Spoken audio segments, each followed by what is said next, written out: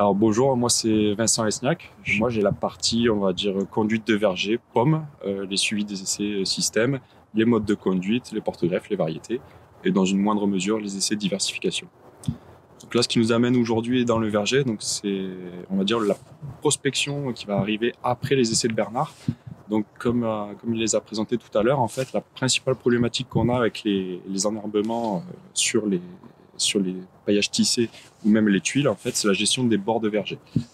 Donc pour ça, on a imaginé deux essais un peu complémentaires. Donc celui-ci sur poirier, où en fait, on a fait un essai avec un semis, un mélange d'orge et de vesse. L'idée, c'est d'avoir 70% de graminées, 30% de vesse, un peu comme ce qui se fait en grande culture ou même en viticulture.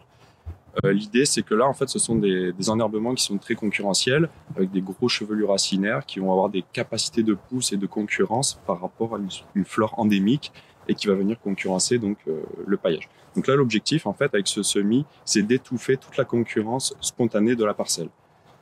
On va essayer de voir l'impact que ça va avoir sur le développement au niveau des tuiles, du paillage. Moi, je vais avoir la même observation, on va dire, sur les pommiers, dans le sens où il y a un essai qui va être vraiment dédié à la pomme avec du paillage, sachant qu'il y aura tout un tas d'autres problématiques comme les campagnols. Donc l'idée ici de cette tuile, ce sera de l'accompagner avec un enherbement modéré, puisque la tuile, comme l'a présenté Bernard, c'est qu'elle est un peu limitée à l'heure actuelle, elle fait que 40 cm. Donc pour éviter d'avoir un passage à la machine qui va être compliqué, on va essayer plutôt cette fois-ci d'avoir un enherbement qui va accompagner la bordure, type un trèfle ou quelque chose de très ras et de très concurrentiel pour limiter la concurrence sur la bordure. À l'heure actuelle, effectivement, les gestions de bord de paillage, c'est compliqué. Les seules alternatives qui nous restent, c'est le manuel, c'est le mécanique avec les risques d'accrochage et donc de détérioration du paillage qui vient nous aider sur la culture, ou alors le chimique. En fait, c'est comme si on déplaçait le problème, au lieu de l'avoir sur le rang, on l'a un peu plus loin, donc ça ne nous satisfait pas et c'est bien pour ça qu'on cherche des idées complémentaires. Sur d'autres aspects, on a plutôt un volet prospectif cette fois-ci, avec des essais qu'on monte avec d'autres stations en France, hein, comme la Morinière, le Céphel, la Cefra, Poisy et autres, pour justement gérer ces enherbements. Donc, différentes pistes de réflexion, à la fois on va dire des produits de biocontrôle qui vont remplacer quelque part les herbicides chimiques et qui vont être adaptables parfois dans certaines conditions à des itinéraires en bio. On va avoir des outils d'application très localisés qui, au lieu de faire des applications, on va dire, en plein sur la parcelle, enfin en plein sous le rang, on s'entend, hein, on va vraiment cibler là les adventices en développement pour justement diminuer nos IFT en verger. On va essayer également des choses comme de la robotique avec différents aspects. Là, au niveau robotique, en arboriculture, on est un peu les parents pauvres, dans le sens où il n'y a pas vraiment de robots développés pour nos vergers, nos contraintes. À savoir que c'est plutôt développé en viticulture, parce qu'il y a quand même un petit peu plus de moyens. L'idée, en fait, c'est d'utiliser des robots donc, qui ont déjà un développement en viticulture et de les adapter dans nos conditions. Donc nous, notre problématique là-dessus, ça va être les espacements entre les arbres, les espacements interrangs, des difficultés de guidage de ces robots, alors que ce soit du GPS, de l'infrarouge ou même on va dire du lidar, pour qu'ils se guident et qu'ils ne viennent pas détruire nos plantations. En fait, pourquoi cette réflexion? C'est surtout dans le contexte des jeunes vergers. En fait, les jeunes vergers, on a de moins en moins de matières actives homologuées. Et le souci, c'est que tout se joue sur l'installation. Donc là, on a la chance, nous, d'être dans des sols qui sont assez riches, assez poussants. Et si on gère suffisamment bien cet enherbement, on n'a pas trop de concurrence sur l'arbre. Néanmoins, dans des contextes plus compliqués, avec des pentes ou de l'enrochement, enfin des pierres apparentes, ça devient tout de suite plus compliqué de venir faire un chimique, de venir faire un mécanique. Et donc, ces alternatives sont les bienvenues. Nos objectifs à travers ces essais-là, en fait, c'est de caractériser le comportement de l'arbre, le coût du déploiement de l'alternative, parce que c'est bien beau d'avoir quelque chose qui fonctionne, mais si ça coûte un bras, personne n'ira sur cette optique. On essaye d'évaluer aussi la durabilité. Ça, c'est une des problématiques sur lesquelles on va se pencher au niveau des paillages.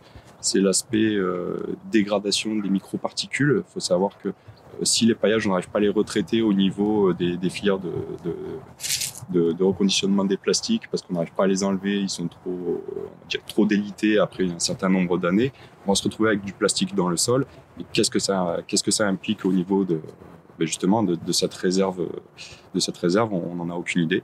Donc là, on va essayer justement de faire des études sur les prélèvements de ces microplastiques, à la fois au niveau de l'eau d'aspersion, au niveau des microparticules qu'on va retrouver dans les sols, voir un petit peu si les paillages classiques plastiques sont plus problématiques peut-être que les biodégradables, avec des microparticules qui sont peut-être encore plus compliquées à gérer sur le long terme. Dans les pistes encore prospectées, il y aura tout ce qui est question d'eau chaude sous forme de vapeur ou de pression, et également le désherbage électrique. Alors pour ce qui est de la gouttelette d'eau chaude ou de la vapeur, ce sont des choses qu'on a étudiées en 2017, 2018, 2019 ici sur site. On a eu des bons résultats, on va dire en termes de défanant, ça fonctionnait plutôt pas mal.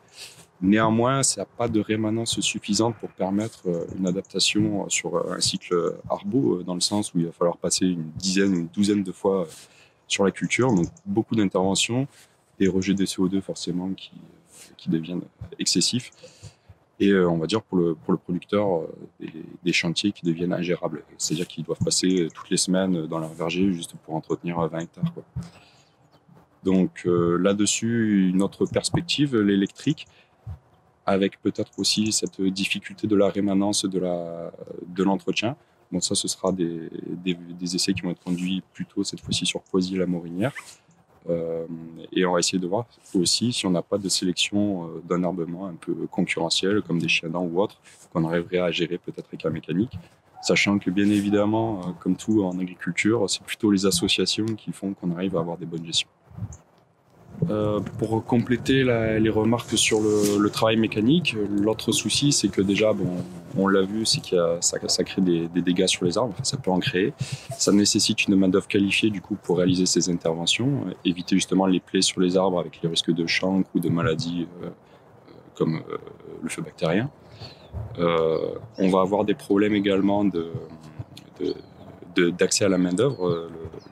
La main-d'œuvre spécialisée ne court pas les rues, et le problème, c'est si on la met à faire de plus en plus d'interventions sur la gestion des enherbements, malheureusement, elle n'est pas dédiée à d'autres tâches qui sont importantes en verger. Et donc, plus on aura d'interventions sur ces travaux mécaniques, malheureusement, plus on aura de rejets de CO2. De mémoire, je crois qu'on est entre 3 et 4 fois plus gourmand en énergie que sur un désherbage chimique. Alors c'est vrai que dans le cadre des essais qu'on avait conduits avec l'eau chaude, on a comparé à la fois du chimique, du mécanique, et donc forcément l'eau chaude. Là en fait on a fait des cinétiques sur les populations entre le printemps, l'été. On a pu avoir des réponses assez intéressantes. Alors encore une fois, on est dans un contexte particulier, méditerranéen, on a des sols qui sont plutôt riches en eau en début de printemps, on a de l'irrigation qui est fractionnée, qui facilite la pousse dans les vergers. Donc les observations donnent de très bons résultats forcément sur le chimique avec les meilleures rémanences sur le cycle, à peu près un mois d'efficacité.